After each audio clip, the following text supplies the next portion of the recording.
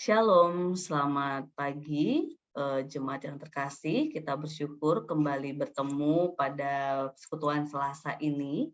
Dengan segala dinamikanya, kita diberikan kesempatan untuk memuji Tuhan dan merenungkan firman Tuhan sebagai peneguh kita dalam menapaki hari-hari kita. Kita akan memujikan satu lagu yang mengajak kita melihat bahwa kadang hidup ini membawa kita pada jalan yang kita tidak tahu mana yang harus kita tempuh. Sehingga lagu ini akan mengajak kita untuk melihat di tengah jalan yang kita bingung untuk kita lalui, ingatlah bahwa selalu ada kehadiran Tuhan di dalamnya. Maka kita akan diajak memaknai arti kehadiran Tuhan dalam setiap jalan yang kita tempuh.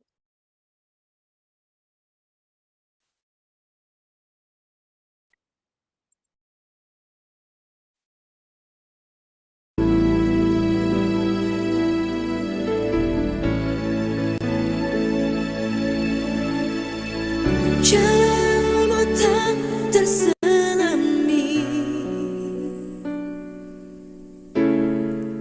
oleh setiap hati kami,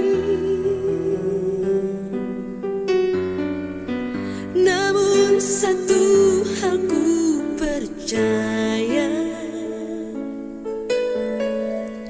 ada rencana yang indah. Tiada terduga kasih-Mu, heran dan besar bagiku, arti kehadiran-Mu selalu nyata di dalam hidupku.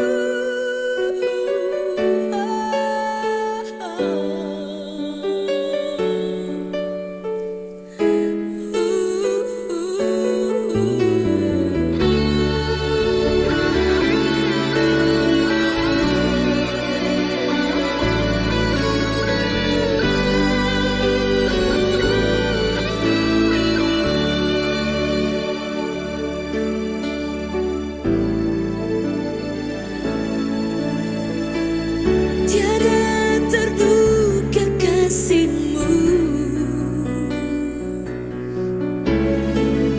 heran dan besar bagiku, arti kehadiran-Mu selalu nyata di dalam hidupku.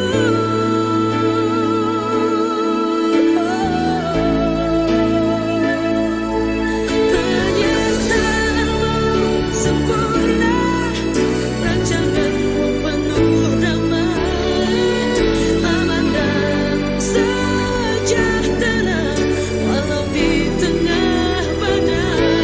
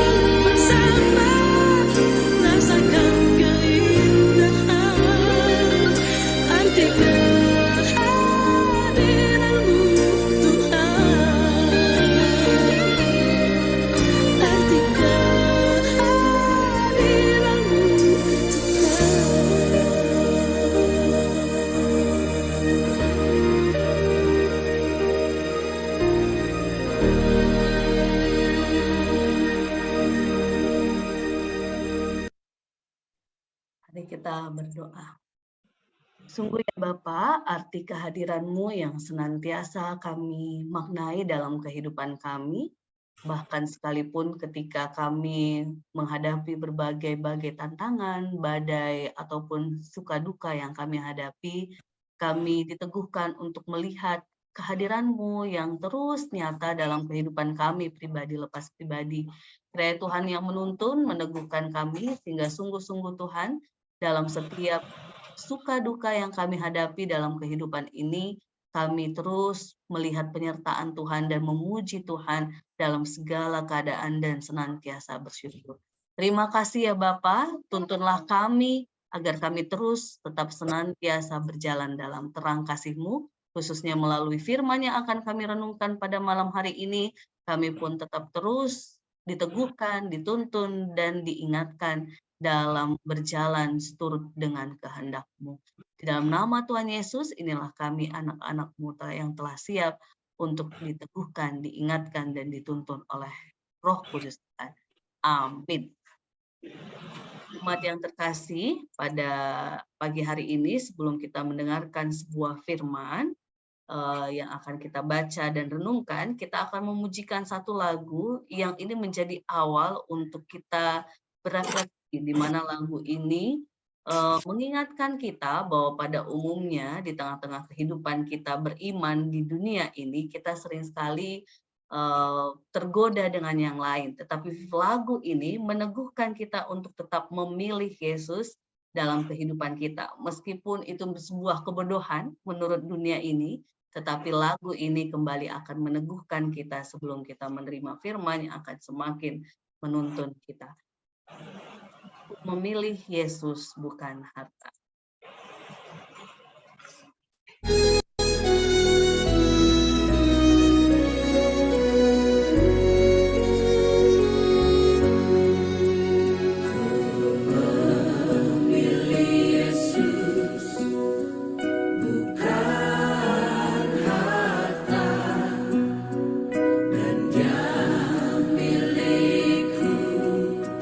Melebihi semua.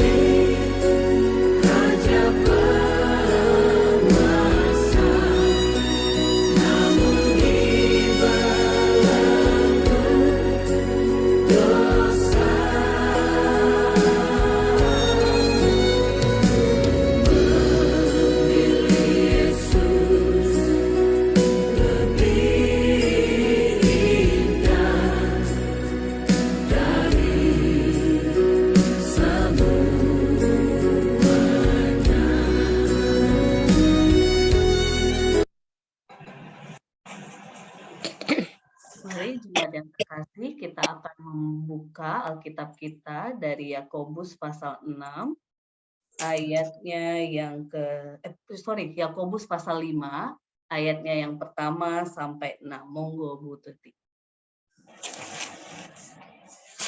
Yakobus 5 ayat 1 sampai 6 yang demikian firman Tuhan. Jadi sekarang hai kamu orang-orang kaya, menangislah dan merataplah atas sengsara yang akan menimpa kamu. Kekayaanmu sungguh busuk dan pakaianmu telah dimakan ngengat. Emas dan perakmu sudah berkarat, dan karatnya akan menjadi kesaksian terhadap kamu dan akan memakan dagingmu seperti api. Kamu telah mengumpulkan harta pada hari-hari yang sedang berakhir. Sesungguhnya telah terdengar teriakan besar karena upah yang kamu tahan dari buruh yang telah menuai hasil ladangmu, dan telah sampai ke telinga Tuhan semesta alam keluhan mereka yang menyabit panenmu.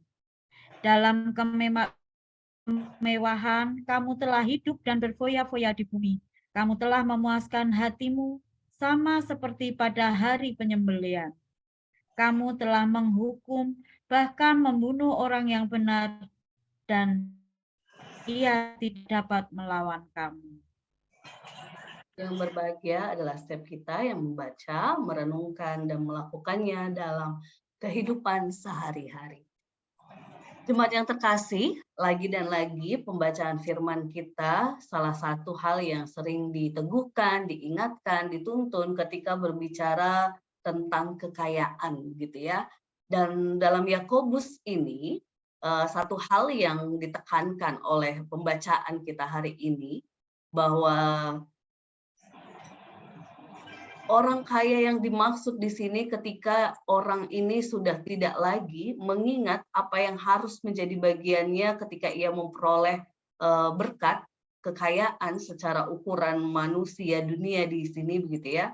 Sehingga topik ketika dikatakan jangan hai kamu orang kaya menangislah dan sebagainya, ini di sini yang dimaksud adalah ketika orang-orang kaya tidak lagi mempergunakan kekayaannya untuk memperluas pekerjaan-pekerjaan Tuhan, untuk menolong orang-orang yang perlu seharusnya dibantu dan ditolong gitu ya. Alkitab sering sekali mengangkat tentang topik-topik tentang kekayaan ataupun orang kaya, tetapi di dalam hal ini jemaat yang terkasih perlu ditegaskan bahwa Alkitab tidak mengajarkan bahwa semua orang kaya adalah orang berdosa, bukan ya. Jadi bukan itu yang ditekankan oleh Alkitab ataupun firman Tuhan. Tetapi hal yang dimaksud di sini bahwa ini ciri pada umumnya ketika banyak orang kaya yang dia hanya fokus pada dunia ini, khususnya tentang Yakobus ini. Jadi peringatan yang diberikan oleh Yakobus kepada orang kaya ini karena pada umumnya orang kaya di dunia ini ketika ia lupa akan hakikatnya sebagai anak Tuhan, hakikatnya sebagai seseorang yang melakukan apa yang menjadi kehendak Tuhan, akan terjadi seperti gambaran di ayat 1 sampai 6 di bacaan Yakobus kita hari ini.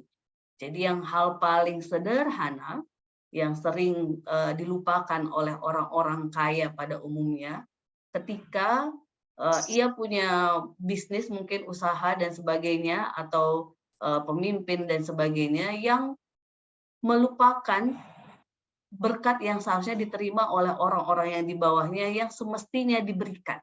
Nah, ini kadang-kadang penyakit orang kaya yang menurut dunia ini gitu ya, dia melupakan bahwa apa yang seharusnya diterima oleh orang-orang yang dipimpinnya, yang dituntunnya itu tidak boleh tertunda gitu ya. Tetapi kadang-kadang orang-orang kaya lupa bahwa dia tidak boleh menahan, dia tidak boleh memuaskan dirinya dengan berfoya-foya sehingga melupakan mereka yang seharusnya menerima upah ataupun menerima haknya karena mereka sudah bekerja. Ini contoh yang dipakai Yakobus yang sering sekali terjadi di tengah-tengah kehidupan kita dunia ini. Saya pernah Bapak Ibu terkasih ketika ada praktek gitu ya di sebuah gereja, lalu salah satu tempat saya tinggal ini begitu ya, ada asistennya begitu, asisten rumah tangga, yang akhirnya ya karena kita memang tinggal di rumah yang sibuk, sehingga yang di rumah pasti ART-nya begitu ya, asisten rumah tangganya, sehingga justru yang paling sering interaksi pada saat ketika saya masih praktek ya dengan ART-nya gitu ya. Yang karena 2 bulan begitu ya, maka secara tidak mungkin 2 bulan berada di situ si ART ini tidak mengungkapkan unek-uneknya begitu ya. Ketika dia menyampaikan unek-uneknya dan sebagainya, dan salah satu hal yang muncul adalah upah yang ia terima sangat menurut saya sangat minim, dan juga itu pun kadang dilupakan. Padahal dia harus mengirim ke keluarganya yang jauh dan sebagainya gitu ya. Maka pengalaman itu yang saat itu saya memang dengan polosnya berkata begitu ya, mendorong dia kalau memang tidak kuat, memang ingin memilih ke tempat yang lebih baik dan lebih membuat dia menerima upah yang seharusnya menghargai dia sebagai manusia, pilihlah pekerjaan lain gitu ya. Singkat cerita Bapak Ibu terkasih, tidak pas saat itu dia memang mengambil keputusan itu, tetapi beberapa waktu kemudian kami masih berteman dengan Facebook pada masa itu gitu ya. Dia menyampaikan kabar bahwa Kak Aban, dia panggil kakak gitu ya, Kak Aban, saya sudah pindah kerja dan segini, puji Tuhan begini-begini. Nah, mendengar itu Bapak Ibu kasih, saya merasakan sukacita karena Bapak Ibu bagaimanapun ketika kita berbicara sebagai orang kaya, lalu ada buruh atau apapun bentuknya, entah bukan saja ART, tapi mungkin kalau kita membangun perusahaan atau membangun sebuah wirausaha atau apapun itu, maka firman hari ini Yakobus 5 mestinya mengingatkan kita, meneguhkan kita begitu ya. Tetapi bagaimana dengan kita yang mungkin karena di sini peserta kita dominan orang tua terkasih kami adiswo begitu ya. Maka firman hari ini tidak hanya sekedar meneguhkan kita yang orang kaya dalam tanda petik yang saat ini aktif luar biasa gitu ya. Tetapi kita pun dengan kondisi kita saat ini kembali sebenarnya ingin Tuhan teguhkan bahwa apapun yang menjadi berkat yang Tuhan berikan kepada kita, apapun yang menjadi kesempatan yang Tuhan beri kepada hidup kita, kita harus mengingat melakukan kehendak Tuhan yang memanusiakan manusia. Itu yang Tuhan ingin ajar kepada kita. Sehingga tema besar kita kemarin, di minggu kemarin gitu ya, hendaklah kita melakukan kehendak Tuhan gitu ya dalam kehidupan kita, maka ini perjuangan kita bersama baik yang kaya maupun tidak. Sekalipun kita mungkin tidak kaya dalam hal dunia ini, kita tetap berusaha melakukan apa yang menjadi kehendak Tuhan di tengah-tengah kehidupan kita.